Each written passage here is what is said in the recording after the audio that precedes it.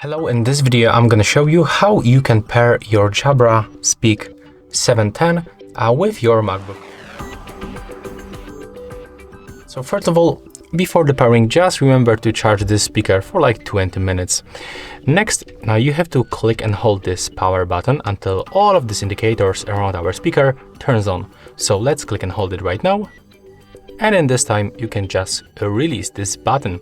As you can see, the speaker is turned on, and right now to enter the pairing mode you have to click and hold this Bluetooth button until this indicator turns on.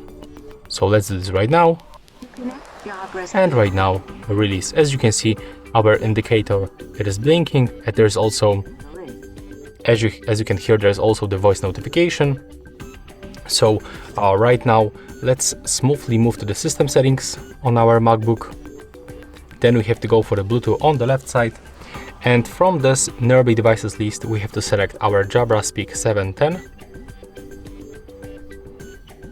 And as you can see, we are successfully connected. And then just go to the sound settings and be sure that for output there is our Jabra Speak 710. And that's all for this video. Hope you like it.